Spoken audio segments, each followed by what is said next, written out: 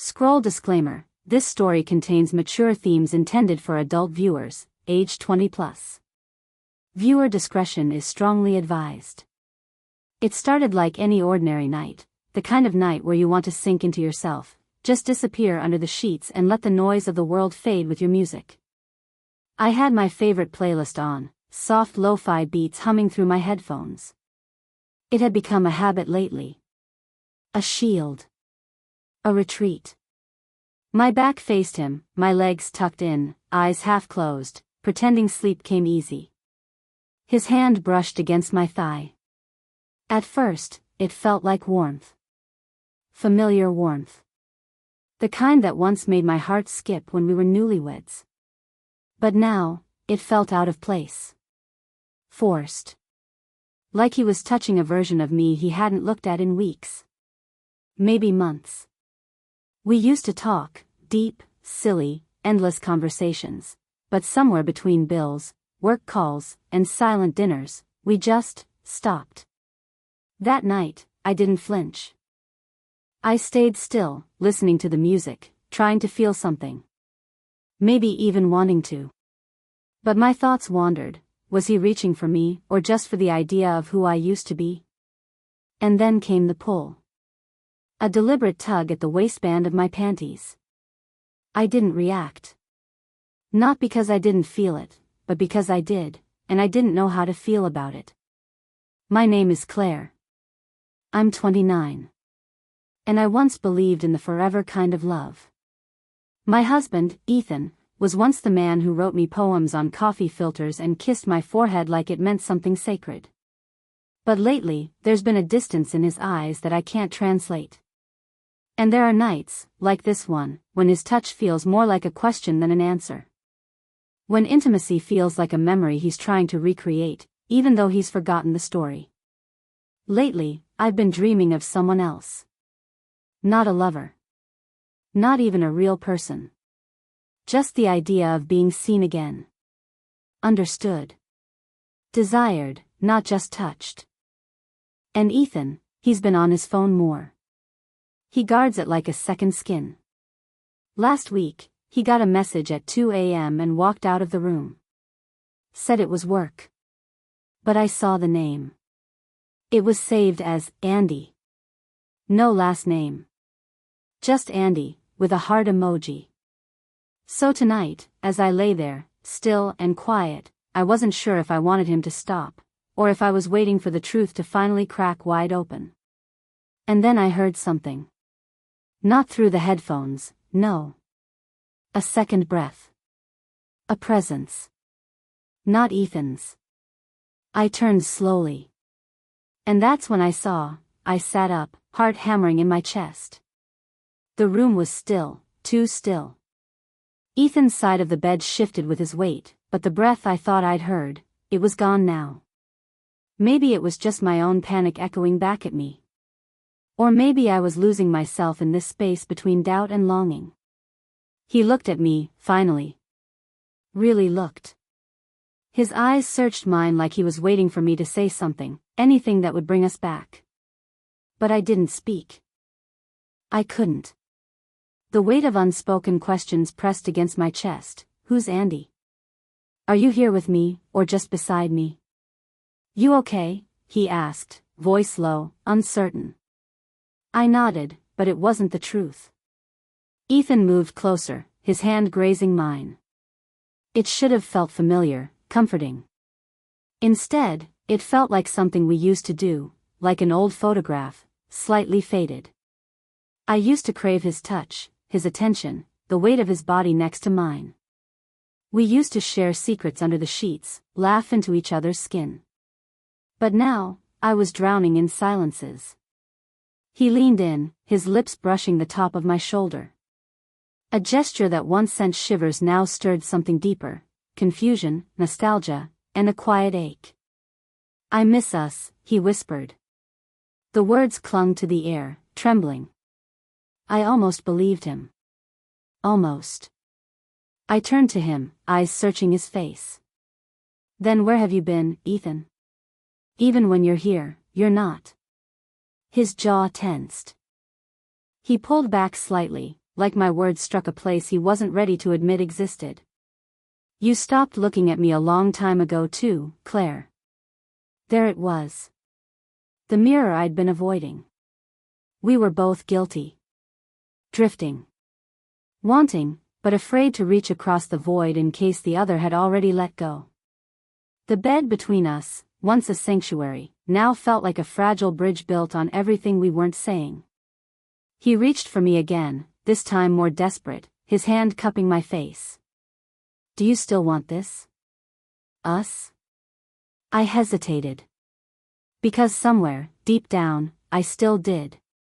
But before I could answer, his phone buzzed again. Loud. Sharp. And glowing bright between us like a wound that hadn't healed. The name lit up the screen, Andy's speech balloon. And this time, I didn't look away. Claire stared at the glowing name on Ethan's phone. Andy's speech balloon. Her heart didn't race, it sank. Like a stone in deep water.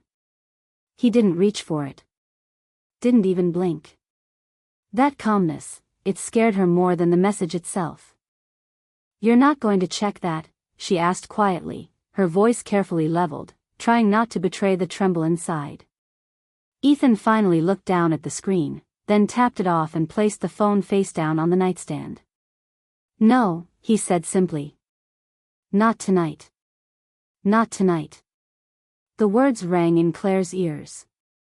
Not because they were comforting, but because they felt chosen. Selected, as if there were other nights. She slid out of bed, needing distance. Needing air. Wrapping the blanket around her like armor, she walked to the window. The city lights flickered outside, each glowing out a story, a secret, a moment not hers. She used to feel connected to the world, grounded. Now, even her own home felt foreign. Like she was playing house with a stranger wearing her husband's face. Claire, Ethan said behind her, I'm not cheating on you. But he said it without looking at her. Like it was rehearsed. Like he already knew what not to say. I didn't ask that, she replied, turning to him slowly. But thank you for confirming what you think I'm worried about. His eyes flinched. He stood, brushing his fingers through his hair, a nervous tell he always had. He walked over, stopped a few steps away, as if some invisible line kept him from crossing fully into her world. It's not what you think, he added, softer now. Andy is someone I talk to. Just talk. Claire tilted her head slightly. Why her? He swallowed hard. Because she listens. And there it was.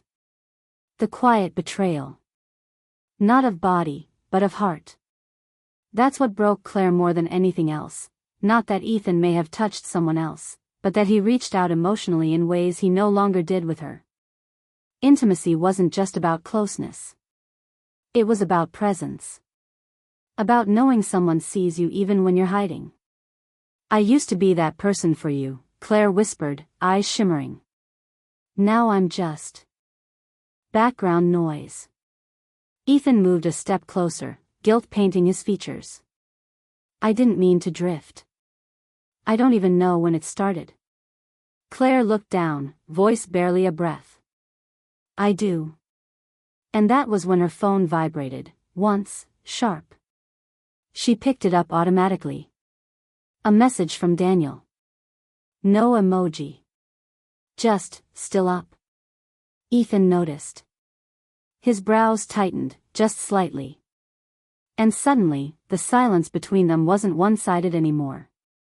Claire sat on the edge of the bed, phone in hand, Daniel's message glowing back at her like temptation and escape rolled into one. Her thumb hovered over the reply button. She didn't type anything. Not yet. Her breath trembled in her chest. This wasn't just a message. It was a mirror reflecting everything she was no longer receiving from Ethan.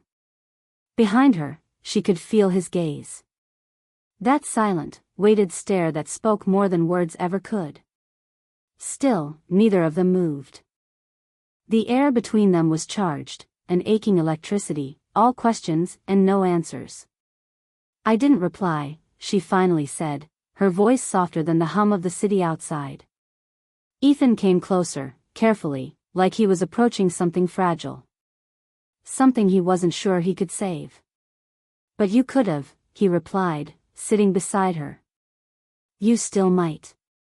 Claire turned to him, tears clinging to the corners of her eyes, refusing to fall.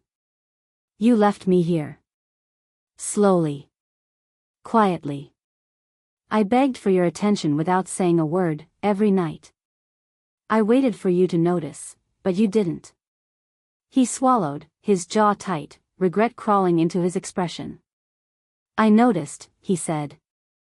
I just didn't know how to reach you anymore. You felt distant. Like you were already gone. Claire's eyes widened, voice cracking. So you gave my place to someone else? No, he said quickly, reaching for her hand. No one could ever be you. That's the thing. I kept hoping to find pieces of you in the quiet, in the cracks. But instead, I just kept drifting further away. His touch was warm, real. Familiar. And yet, it made her chest tighten with all the years of unspoken need. She wanted to believe him. She wanted to fall into his arms, to undo the unraveling with a single kiss, a single moment. But the trust, the core of what once held them together, was now a trembling thread. Claire leaned in, just enough that she could feel his breath on her lips. Their foreheads touched, tender, intimate, full of silent yearning. Tell me this is still us, she whispered, voice breaking. Tell me we're not already over. Ethan's eyes searched hers, desperate. But he didn't answer. And that silence hurt more than the truth ever could. Ethan still hadn't answered. The silence between their foreheads lingered, warm with breath but cold with uncertainty. Claire pulled back slowly, the tension in her chest stretching like glass about to fracture. She stood, walking back to the window. She needed to put space between them again, not because she wanted to, but because she couldn't keep holding herself together under the weight of their almosts. I can't keep fighting for us alone, she said, arms folded tightly across her chest.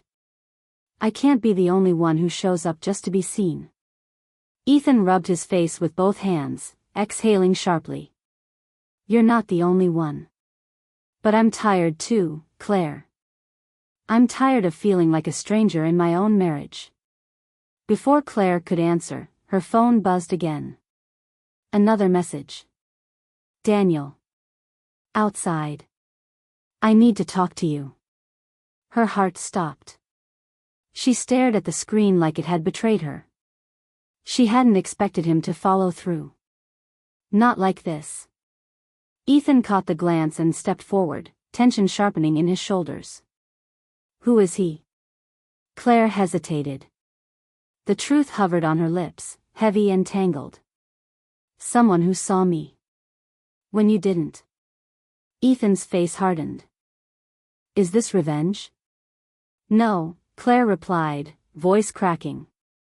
It's loneliness. A sudden knock echoed from the front door downstairs, soft, but deliberate. They both froze. Ethan moved first, faster than she'd expected. Stay here. Ethan, wait, but he was already out of the room. Claire stood motionless, pulse hammering as she heard the front door creak open. Voices. Low and tense. She edged closer to the stairs, heart in her throat. Daniel? Ethan's voice. Rough. Then Daniel's. Calm, confident. Too confident. We've met before, haven't we? There was something layered in his tone. Something Claire hadn't heard before. She leaned against the wall, hands trembling. She thought she knew why Daniel was here, an emotional rescue, an anchor in her storm, but now, hearing him speak to Ethan like that, something felt off. You're not just someone from her past, are you? Ethan asked, voice growing tight. Silence. Then Daniel said, not exactly. Maybe you should ask her about last year. That night in Chicago. Claire's heart dropped. A memory she had buried clawed its way to the surface. She backed away from the stairs, breath stolen from her lungs. That night. That one night. She thought it was over. Forgotten. But Daniel remembered. And he was here to collect the truth. Claire stood at the top of the stairs, breath shallow, knees weak. The hallway stretched before her like a dream on the edge of collapse. She could hear Ethan's voice, sharp with betrayal, and Daniel's calm one, too calm for what he'd just dropped into their lives like a match into dry kindling. The night in Chicago. A year ago. A hotel conference. A rooftop bar. A moment when her loneliness bled into a mistake. She'd told herself it meant nothing. One night. One kiss. One moment she buried so deep she thought it would stay forgotten forever. She stepped slowly down the stairs. Ethan looked up, eyes red, jaw clenched. Daniel stood with his hands in his pockets, wearing that same smug, distant look he had when they first met, a man who always knew more than he let on. "You're really going to do this?" Claire asked Daniel, voice shaking. Daniel's eyes softened, just for a second. "I told you I wanted to talk. I didn't say it'd be easy." Ethan stepped back from the door, giving her space. "Is it true?" he asked, pain thick in every word. Claire nodded slowly, tears building. "Yes. But it was one night. I was broken. I thought we were over, Ethan. I didn't think you even saw me anymore. And now?" Ethan whispered. Claire stepped forward, closing the distance. Her voice cracked as she spoke. "Now I see what I did. What I almost lost. And I can't take it back, but I can be honest. For once." The silence held them all for a long, excruciating beat. Then Ethan turned to Daniel. "You came here to ruin her. Or us?" Daniel smiled faintly. "I came because she meant something. Still does." Claire looked between them, realization dawning. And then Ethan did something unexpected. He reached out, gently taking her hand. "You made a mistake. So did I. We can choose what we do next. Together." Claire broke down, falling into his arms, sobbing, not just for the betrayal, but for the forgiveness. But just as she clung to Ethan's chest, Daniel's phone buzzed. He glanced at it and smirked. "Well, I suppose I should let her know it's done." Ethan turned. "Her?" Daniel met his gaze. "You're Andy. She's not just a name in my phone. She's my sister." The room fell into silence. And just like that, everything they thought they knew collapsed into something new. The house was quiet now. No buzz of phones, no raised voices, just the steady sound of rain tapping against the windows, like the world was trying to cool everything down. Claire sat on the couch, knees curled beneath her, watching the fireplace flicker with soft orange light. Ethan sat beside her, close but not touching. There was peace between them now, though it was a fragile kind, the kind that grows only after a storm clears the air. Daniel was gone.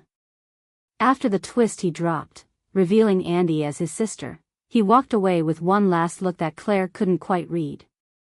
Maybe it was closure. Or maybe it was something unfinished. Either way, he left behind a truth that forced everything into the light. "I never slept with her," Ethan said suddenly, breaking the silence. "I flirted with the idea of escaping, but I didn't cross that line." Claire nodded. "And I did. I crossed it once. I told myself it didn't mean anything, but the truth is, it meant I was hurting."